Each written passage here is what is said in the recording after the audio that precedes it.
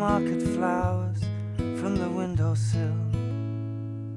I threw the day-old tea from the cup, packed up the photo album Matthew had made, memories of a life that's been loved. Took the get well soon cards and stuffed animals, poured the old ginger beer down the sink. Dad always told me, don't you cry when you're down, but Mum, there's a tear every time that I blink. Oh, I'm in pieces, it's tearing me up, but I know a heart that's broke is a heart that's been loved. So I sing hallelujah.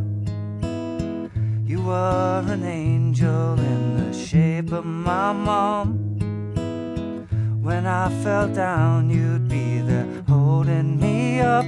Spread your wings as you go, 'cause when God takes you back, He'll say hallelujah, you're home.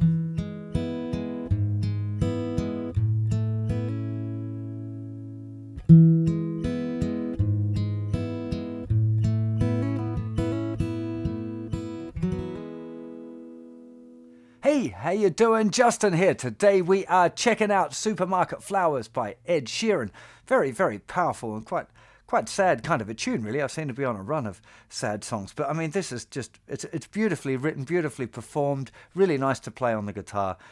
So let's have a talk about playing it. Now, the first thing, to play it in the same key as Ed, you would put the capo on the 6th fret. Okay, to use the chords that I'm going to show you now. For me, it was just that little bit too high, and it was getting, you know, I'm not the best singer at the best of times, but it was sounding pretty rough. So I found just moving the capo back 2 frets really made a difference for me. So you might, in fact, you're almost certainly going to find that yourself when you're learning a tune.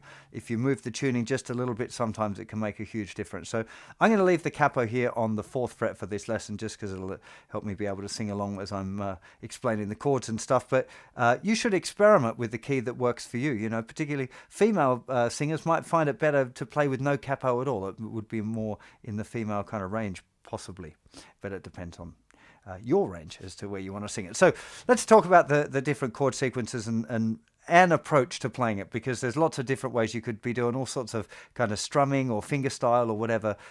Lots of different things would work with a song like this. I've got a little pattern that I'm going to show you, which I think works really nice on acoustic guitar for this kind of tune.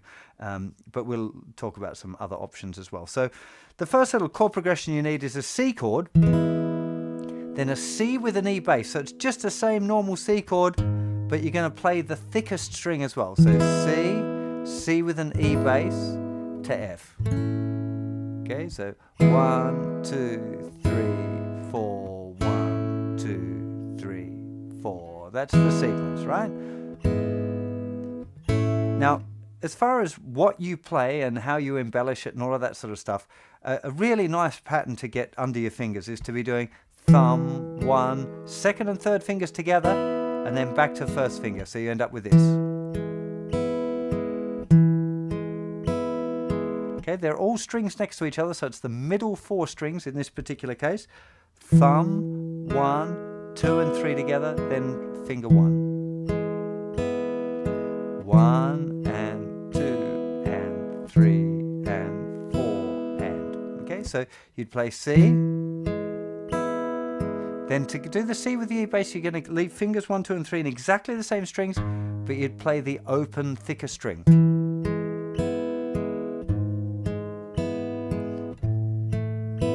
Now, for the F chord, I tend to play F with my thumb grabbing over the top. Most beginners are going to find that pretty difficult, okay? So you might want to change to regular full bar chord F at that point.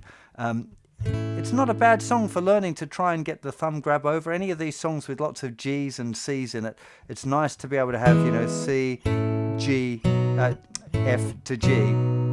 I did know that was an F chord, honest, I promise I did. So F to G, just because they all sort of fit, you can see that the thumb can kind of stay over for that whole time, so over the top of the neck rather than behind. for those that didn't realize, for beginners, slight diversion.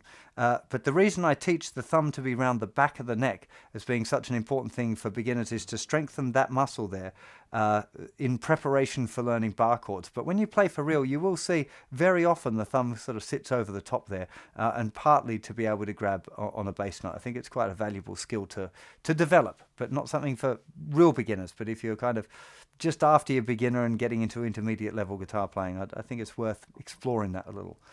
And if you do that, the point of that little chat was, if you do that, you get the F chord, but you get a really nice little F variation, which is lifting the second finger off. And it's got an F sus2 or an F add 9, where you've just got the first fret on the thicker string, the fifth string is muted, then it's third fret, and I mean 3 frets higher than the capo if I say third fret, open, and then first fret. So 1, mute, 3, open, 1. And you can also hammer that second finger really nice. There's lots of different, you can do lots of different variations on it, but just worth, being aware that on the F chord, if you're stuck doing that, you can't hammer the second finger because it makes it sound kind of wrongly bluesy. But if you're doing the approach with the thumb, playing the bass note, fingers 1, 2, and 3 for the notes on the F chord, you can get away with a little bit more variations there. Regardless of it, make sure you get the count right. So 1 and 2 and 3 and 4 and 1 and 2, 3, 4. You don't have to. You could keep it going. And 4 and 1 and 2 and 3 and 4 and. But I think having that little gap really adds to something, it adds to the flavor of the song. Flavor's not the right word, the sentiment of the song. So it's doing that sequence a couple of times there for the intro, then a couple more times for the verse. So I took the C chord with an E bass from the F chord. I threw the C chord with an E bass from the F. Then we've got A minor to G and then to F and to C. Then it's an F to a G to a C. Okay, so again that's C with an E bass to F. Plays that twice through for the verse. Then we've got this sequence that goes A minor, G, F, C, F, G, C, C. And I'm saying it's a half a bar on each one. So 1 and 2 and 3 and 4 and 1 and 2 and 3 and 4 and F, 3, G, C. Okay, so A minor, G, and then an F to a C. Then it's an F to a G to a C. Now, on that C chord, I really want to put a little cadence, like a C, C sus to C. I think that it works real nice. The little fill I'm doing, it's a nice one to be able to do. I'm playing the bass note of the C, then I'm lifting off my second finger, playing the open D, and then hammering my second finger, then hammering my little finger down on the third fret of the fourth string. Then I'm playing the open third string and then the second string, which has got my first finger on it, and then hammering my second finger down. But there's loads of different variations you can use. I can't remember if that's exactly the one I used each time, because it's, as long as you get the idea, or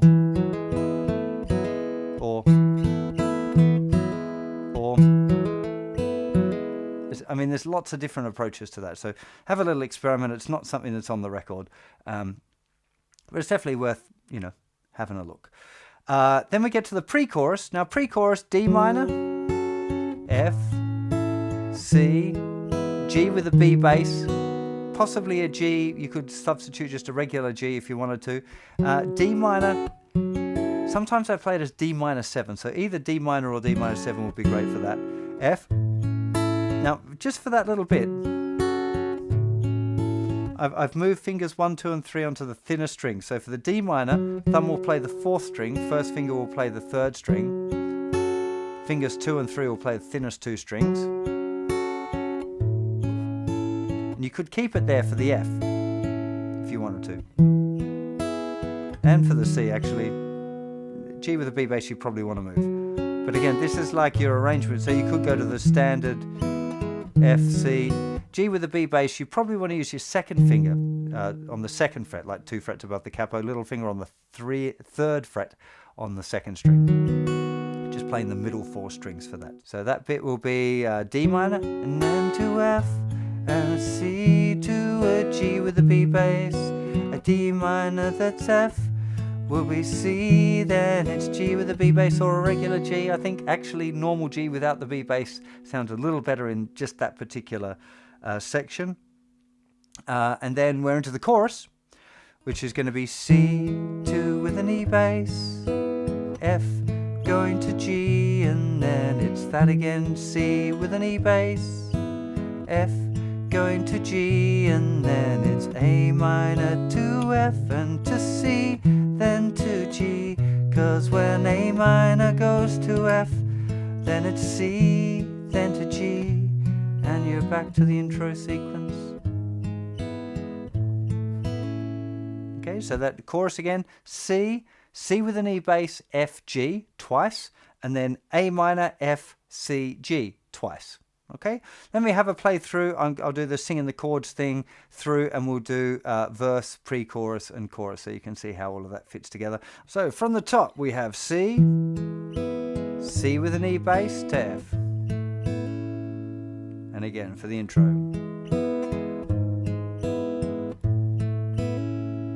And then we got C chord with an E bass to an F chord. Then it's the same sequence again, going to F, A minor, G, and then it's F going to C, then it's an F to a G to a C,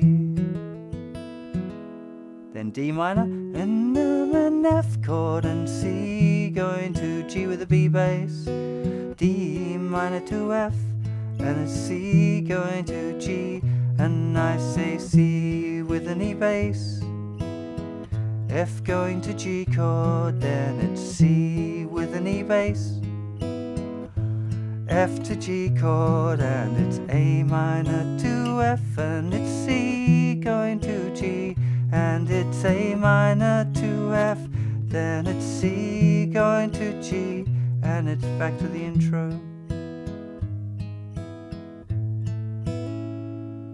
Okay, really, really nice tune. Definitely one that I'd encourage you to have a little experiment with again. You don't have to try. This is just my arrangement of playing it, but there's so many different things that you can do, different ways of approaching this song. So treat it as a fun one. You could definitely be strumming it. If you're not into doing the fingerstyle thing, you could be doing.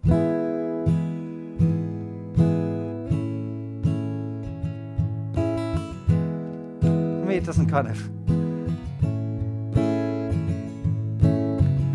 Not quite the right sentiment for me, but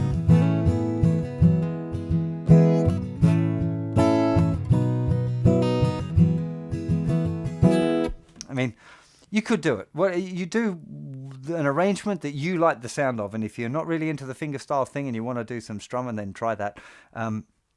It's all in the key of C, note-wise. So if you want to start adding in little fills or putting in little fancy parts, then there's lots of ideas that you'll find in the folk fingerstyle module over on the website. So that'll teach you a little bit about doing this fingerstyle stuff and being able to introduce little melody ideas into the performance of the tune, which can be quite fun.